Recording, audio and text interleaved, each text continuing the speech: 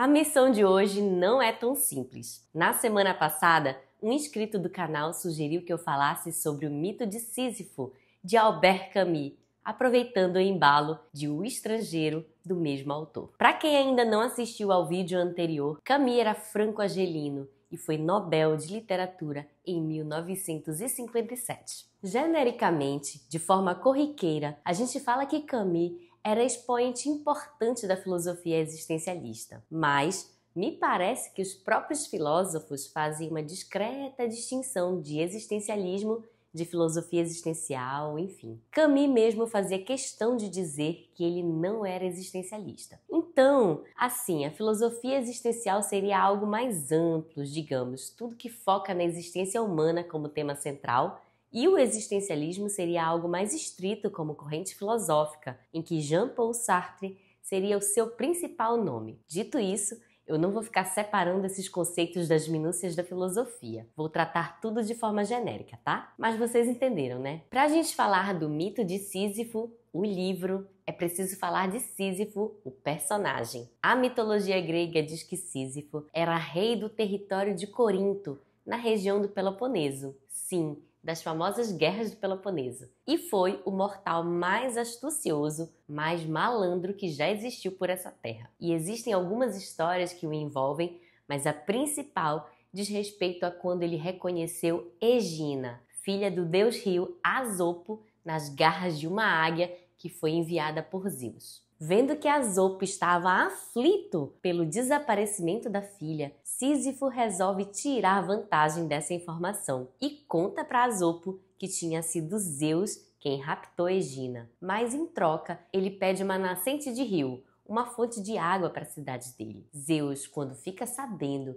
que foi denunciado, fica furioso e manda Thanatos, o deus da morte, buscar Sísifo e castigá-lo. Mas, como eu disse, Sísifo era malandro e conseguiu enganar o deus da morte com uma simples historinha, uma conversinha mole, mas que convenceu Thanatos. Sísifo tinha percebido que a morte sempre era recebida com muita tristeza, com prantos e com lamentos. Aí ele resolve inovar. Quando a morte chega para buscá-lo, ele pega uma corrente e diz que quer presentear a morte com um colar, porque a morte não merecia ser tratada daquele jeito, com tanto choro e tristeza. Thanatos aceita o colar, mas fica preso, acorrentado, e Sísifo se manda dar no pé. Aí, com Thanatos preso, as pessoas ficaram um bom tempo sem morrer. E quem agora fica furioso é Hades, deus do submundo, ou do inferno, como preferem alguns. Hades fica revoltado porque não recebia mais nenhuma alma.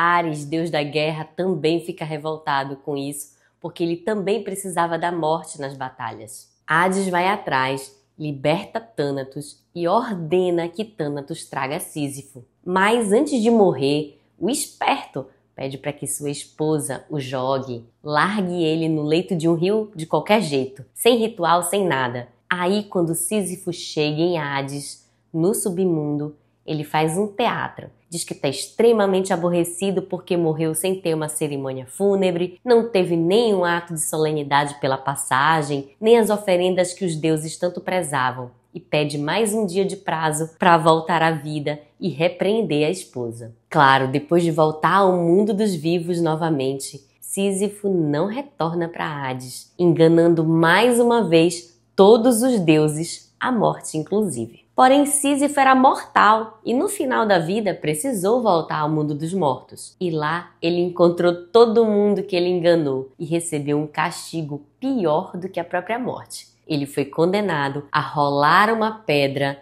até o alto de uma montanha. Só que quando ele chega no topo com a pedra rola morro abaixo e ele tem que voltar e fazer tudo de novo. Esse trabalho exaustivo e sem propósito teria que ser feito todos os dias por toda a eternidade. Por isso, nos dias de hoje, a expressão trabalho de Sísifo é usada para qualquer coisa que precise de esforços contínuos, repetitivos e, claro, infrutíferos. Além de um esforço totalmente repetitivo que não vai gerar nada de proveitoso, também não nos dão a opção de desistir ou de nos negar a fazer. E é nesse contexto que a obra de Camus vai trabalhar. Ele explora o castigo de Sísifo para pensar em como essa alegoria pode traduzir as questões filosóficas existenciais, a inadequação, a inquietação, o propósito da vida. E como eu dizia no vídeo anterior, é importante lembrar que a gente está num contexto de plena Segunda Guerra Mundial. E assim, vivemos todos os dias no que ele vai definir depois como absurdo, um sentimento que o homem experimenta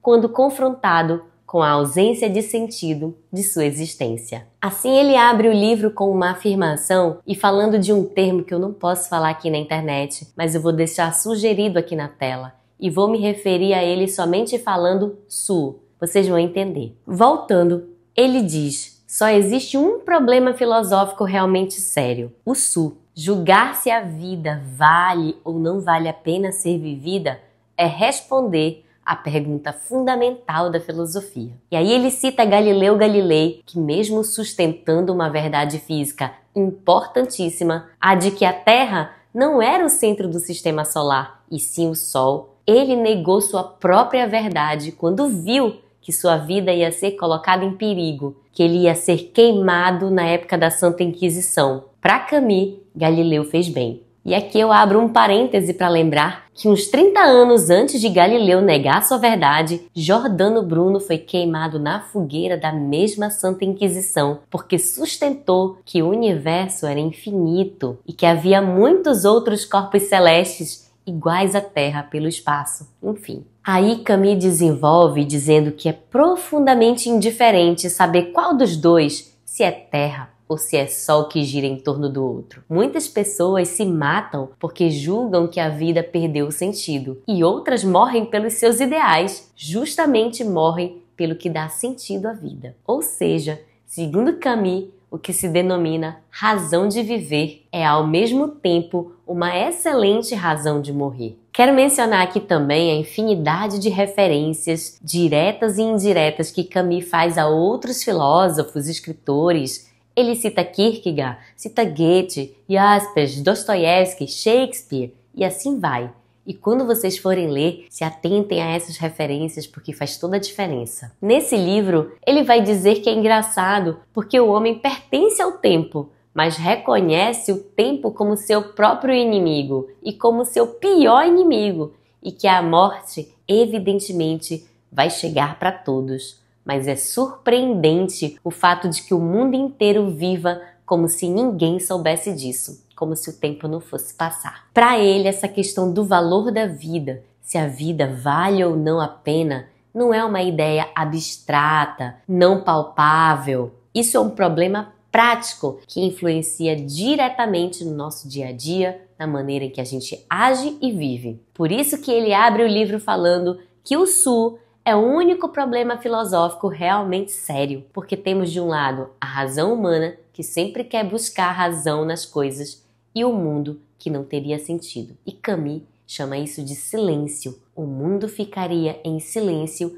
diante da inquietude do homem. A questão toda é que o universo é indiferente aos homens, não por vontade ou por maldade, mas pela incapacidade de ser de outro jeito. Estamos sozinhos e totalmente isolados num mundo que nos é estranho, num mundo alheio a nós, e somos completos estrangeiros em relação ao mundo e em relação a nós mesmos. E essa conexão é fortíssima com o livro O Estrangeiro, que eu falei no vídeo anterior. Então, quando o homem se depara com o absurdo, com essa ausência de sentido da própria existência, ele pode desenvolver dois caminhos para enfrentar esse absurdo. A primeira via é uma fuga direta, o su, e a segunda via é uma fuga também, só que é uma fuga disfarçada, a esperança. Essa esperança diz respeito à busca de algo superior, do além, do transcendental. Para Camus, nenhuma dessas duas servem. Aí a gente chega no impasse, né? Se o su não serve e se ter esperança no transcendental também não, o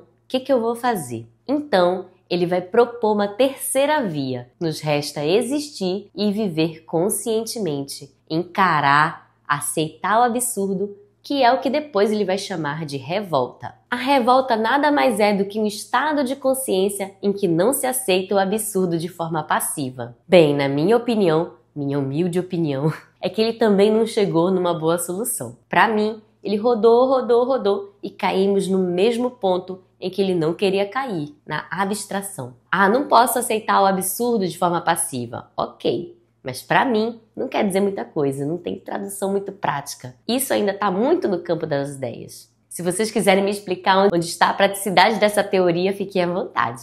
Porque vejam só, além de ser muito vaga a ideia de viver conscientemente e de forma não passiva, se a essência da revolta é não aceitar as coisas de forma passiva, se a revolta é lutar conscientemente e não ceder ao sul ou aderir à esperança, essa existência revoltada passa a buscar a criação do sentido da vida. O interessante na alegoria de Camus não é apenas a figura astuta e audaciosa de Sísifo, ou mesmo seu castigo em si. O que fecha a nossa conexão da mitologia com o pensamento de Camus é imaginar a sensação de Sísifo lá do alto, enxergando a pedra caindo pela primeira ou pela milésima vez e assimilando, assumindo a consciência de que toda aquela trabalheira foi em vão e de que ele vai ter que repetir isso eternamente e mais, sem escolha de desistir ou de se negar a fazer. O intuito desse vídeo não é discutir se Camus estava certo ou não, nem tenho expertise para isso, e a humanidade até hoje nunca obteve uma resposta definitiva. Algumas pessoas mais adeptas à total descrença de tudo na vida encontram alguma racionalidade na filosofia de Camus. E para outras, essa filosofia deixa as pessoas em parafuso, completamente pesadas e angustiadas. Afinal, qual o sentido da vida? Qual o sentido da existência? Isso pode pesar, pode angustiar, né? Mas é pesado mesmo. E como hoje, dia em que estou gravando esse vídeo, 18 de outubro, é dia do médico, eu sou médica, gostaria de aproveitar toda essa angústia existencial para deixar o vídeo um pouco mais leve e fazer um gancho já para um vídeo futuro. 18 de outubro foi escolhido por ser a data de nascimento de São Lucas, um dos 4 evangelistas do Novo Testamento, que era médico. No livro Médico de Homens e de Almas, Lucas conversa com Tibério, imperador romano, e esse trecho tem tudo a ver com a obra de Camus. Vou ler para vocês. A vida deve ter um significado? Indagou o imperador. Mesmo os deuses não deram ao homem um sentido para sua existência? Sim, majestade, isso é verdade, respondeu Lucas. Mas podemos dar às nossas próprias vidas alguma significação. A que dei a minha foi a de aliviar a dor e o sofrimento, salvar os moribundos, evitar a intromissão da morte. Com que propósito? Indagou Tibério.